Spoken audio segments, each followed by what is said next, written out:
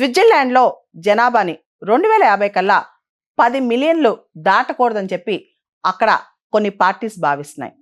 స్విట్జర్లాండ్లో already 9 million, దాదాపు 90 లక్షలు దాటి జనాభా ఉన్నారు.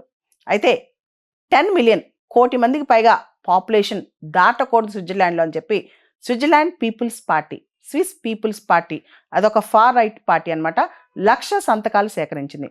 సాధారణంగా స్విట్జర్లాండ్లో ఎథ్నిసిటీ గురించి కాస్త కన్సర్న్ ఎక్కువే. 70% మంది స్విట్జర్లాండ్లో ఉండే జనాభా లోకల్ పీపుల్ అనమాట. ఎథ్నిక్గా వాళ్ళు స్విస్ పీపులే అనమాట. మిగతా వాళ్ళు ఫ్రెంచ్ వాళ్ళు, జర్మన్ వాళ్ళు, వాళ్ళందరూ మిగతా వాళ్ళు చాలా కొద్ది మంది ఉంటారు. ఇమిగ్రెంట్స్ అయితే కేవలం 10 నుంచి 12% ఉంటారనమాట. సాధారణంగా యూరోప్లో ఫార్ రైట్ పార్టీస్ ఏవైతే ఉన్నాయో ఎలక్షన్స్ ముందు కానీ, ఓటు మొబిలైజేషన్ కోసం కానీ, యాంటీ ఇమిగ్రేషన్ కావచ్చు, పాపులేషన్ లోకల్ ఎథ్నిసిటీ వాళ్ళు మాత్రమే ఉండాలని కావచ్చు, ఇలాంటి స్ట్రాటజీస్ చాలా చేస్తున్నాయి అనమాట ఈ మధ్యకాలంలో, ముఖ్యంగా యూరోప్లో. ఇలాంటిదే ఈ Switzerland people's party, Swiss people's party చేస్తుందని చెప్పి కొంతమంది అభిప్రాయపడుతున్నా, మిగతా యూరోపియన్ కంట్రీస్తో పోల్చుకుంటే స్విట్జర్లాండ్ పాపులేషన్ చాలా ఫాస్ట్గా గ్రో అవుతుందంట. ఆల్మోస్ట్ 5 టైమ్స్ ఫాస్ట్గా గ్రో అవుతుందంట. అండ్ స్విట్జర్లాండ్లో కూడా రెంట్స్ విపరీతంగా పెరగటం, క్రైమ్స్ విపరీతంగా పెరగటం, దాంతోపాటు మనం చూస్తే కనుక వాళ్ళ కల్చర్ డైల్యూట్ అవటం, ఇవన్నీ కూడా అక్కడ ప్రజలు జీర్ణించుకోలేకపోతున్నారంట.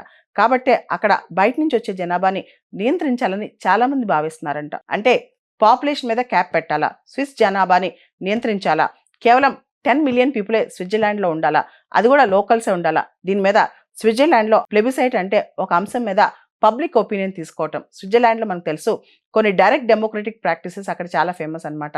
డైరెక్ట్ డెమోక్రటిక్ మెథడ్స్ కూడా స్విస్ క్యాంటన్స్లో చాలా ఫేమస్. రిఫరెండమ్, ప్లెబిసైట్, రీకాల్, ఇలాంటివన్నీ కూడా డైరెక్ట్ డెమోక్రటిక్ ప్రాక్టీసెస్ అనుకోవచ్చు.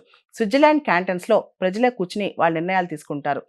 ఇట్లా స్విట్జర్లాండ్లో ప్లెబిసైట్ అనేది ఎప్పటి నుంచో పాపులర్ అనమాట. అక్కడ డైరెక్ట్ డెమోక్రటిక్ మెథడ్స్ కూడా చాలా పాపులర్ అని చెప్పుకోవచ్చు. అయితే చాలా కంపెనీస్ స్విట్జర్లాండ్లో మైగ్రెంట్ వర్క్ ఫోర్స్ మీద కూడా ఆధారపడ్డాయి. ముఖ్యంగా నెస్లే లాంటి కంపెనీస్, రోష్ లాంటి కంపెనీస్, ఈ కంపెనీస్ అన్ని కూడా ఒకవేళ కనుక మీరు ఇమిగ్రెంట్స్ని రానికపోతే మాకు వర్క్ ఫోర్స్ ఇబ్బంది అవుతుంది, మా కంపెనీస్ బయట తీసుకెళ్ళి పెట్టాల్సిన పరిస్థితి వస్తే, స్విట్జర్లాండ్లోంచి మేము బయటకు వెళ్లాల్సిన పరిస్థితి వస్తుందని చెప్పి కూడా వాళ్ళు ఇండైరెక్ట్గా చెప్తున్నట్టు కథనాలు చెప్తున్నాయి.